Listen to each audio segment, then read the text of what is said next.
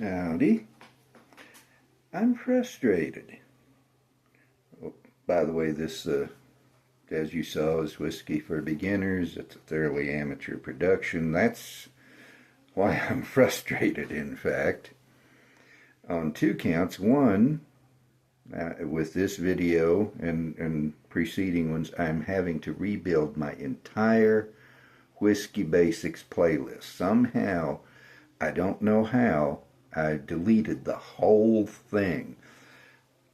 And granted, I was going to re-record some of those videos because they were really bad. However bad you think this is, they were worse.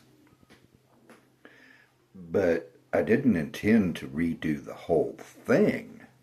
And now I have no choice because Whisky Basics is the whole point of this channel. And I'm frustrated on another count. I was recording, meant to hit pause and hit stop. And I don't have the facilities to take that, start there, record again, and put them together. I'm recording on my phone. And so, already have a glass poured, already have a bottle. Now let me tell you what I'm sipping on tonight. It's a single barrel from Four Roses. It's the OBSF recipe. They have 10 recipes, and I'm going to have to scooch over. And if I'm remembering correctly, it's 5 mash bills and 2 yeast strains. It might be 2 mash bills and 5 yeast strains. But anyway, they have the 10 recipes, and a single barrel by definition is just going to be one recipe, and that's what this is. However, this whiskey is not the subject of this video. The format of the Whisky Basics is a question and answer. And no, I'm not Professor Kingsfield, but if you've ever seen the movie The Paper Chase, you'll remember his famous scene where he's, on the first day of class, he's explaining to the class just how tough it's going to be. I ask a question, you answer. That leads to another question. And I can't do his accent very well. He was born in Romania but grew up in England.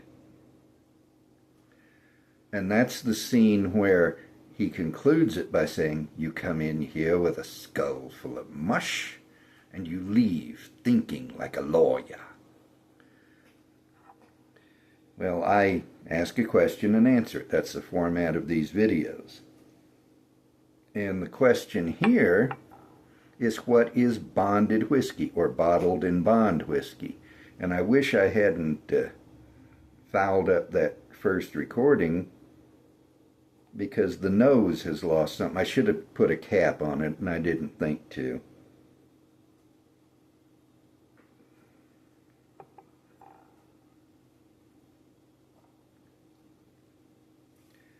But what is bonded whiskey? What is bottled in bond whiskey?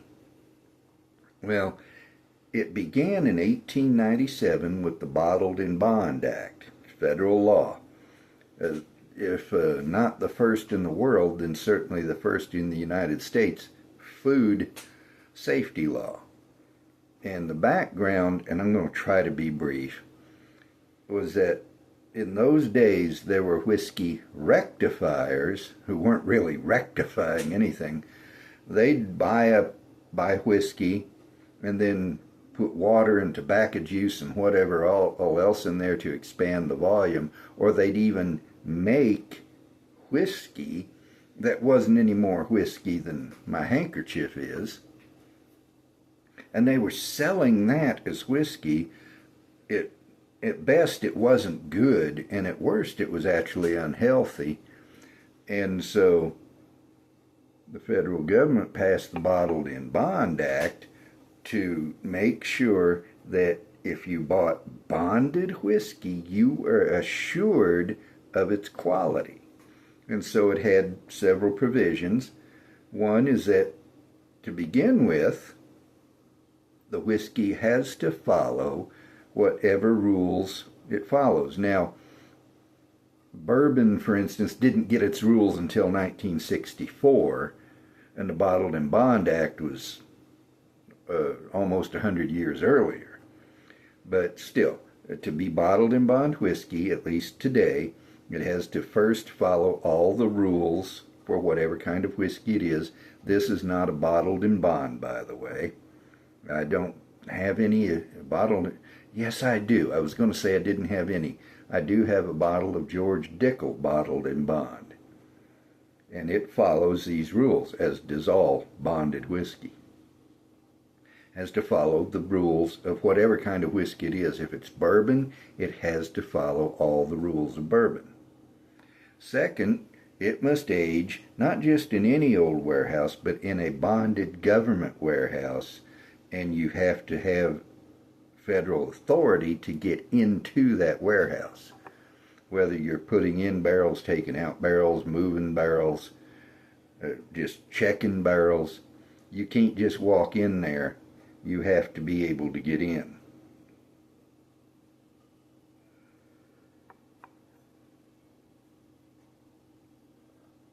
It's lost something. Now I'm tasting the rye in there. This is a high rye mash bill. I believe it's 37%, might be 35, but it's one of the two. And that is high rye. And I'm getting spice on the nose, spice on the palate.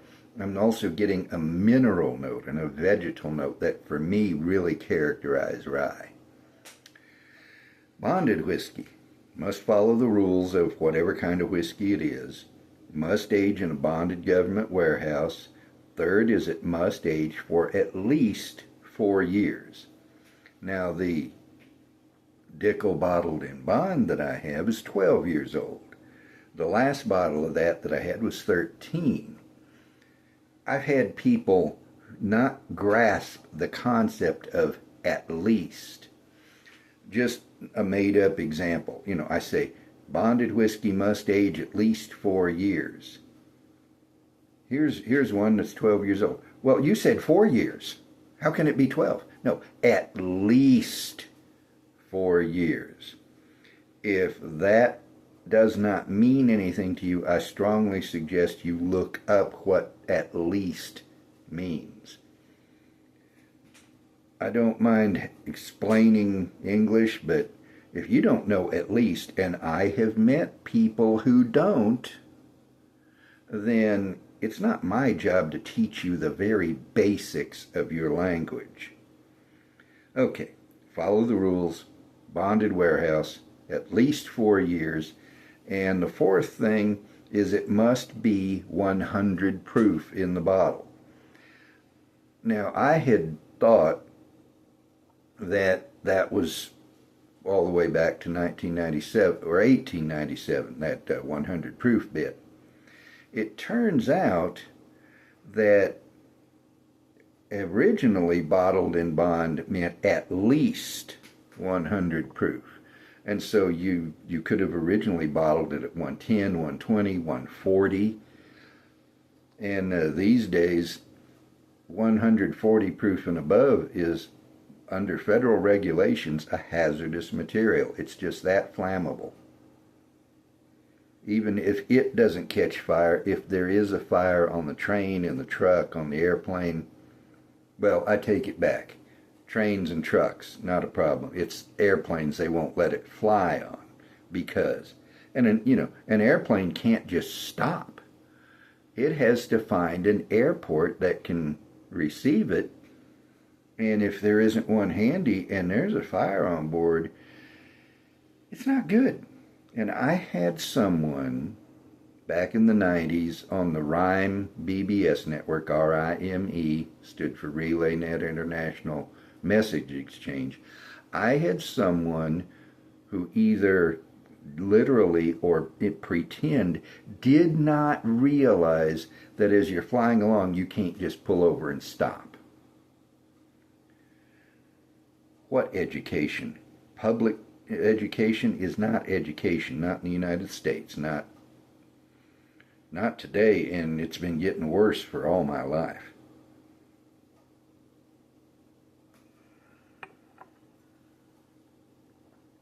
But originally you could bottle bonded whiskey at any proof from 100 on up.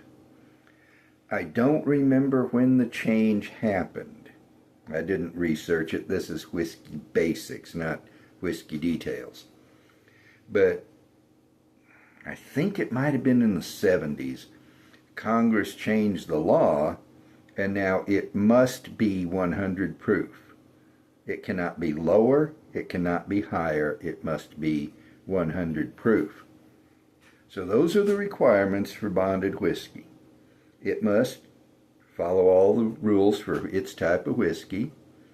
It must age in a bonded government warehouse for 4 years at least and bottle at 100 proof. Now, as I say, originally that meant you were getting quality whiskey because the rectifiers couldn't meet those laws. They couldn't meet the demands of the Bottled and Bond Act. Today, it still means something. There are some who will say it doesn't. I disagree. It still means something. You know, you've got this, good whiskey. And it doesn't, if I remember right, have an age statement.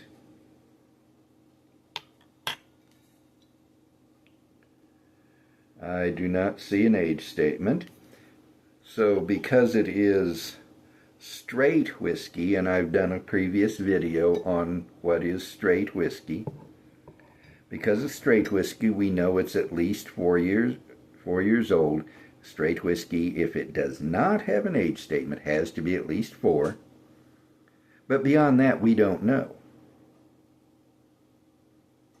And I don't remember where I was going with that. But we don't know the age. We don't know whether it was a bonded warehouse. The proof is on here. The law requires proof to be on every bottle. Okay, this is 100 proof. There are various things the law requires of all whiskey.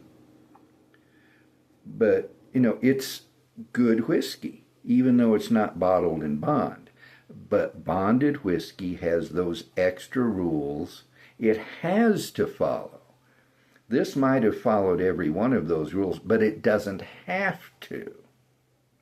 Bonded whiskey has to. And that doesn't mean as much today, I grant, as it did in 1897. But it still means something. You know that it has gone through this particular process. You know, just as with straight whiskey, you know certain things when you see that on the label. When you see bottled and bond, you know certain things about it. But as I said, this is whiskey for beginners. I'm not trying to be exhaustive, and I'm starting to repeat myself, so we move this aside. And as I said at the beginning, I'm in a frustrated state of mind right now, so I'm not going to hunt around for a toast. I'm just going to be Southern at you. Yeehaw.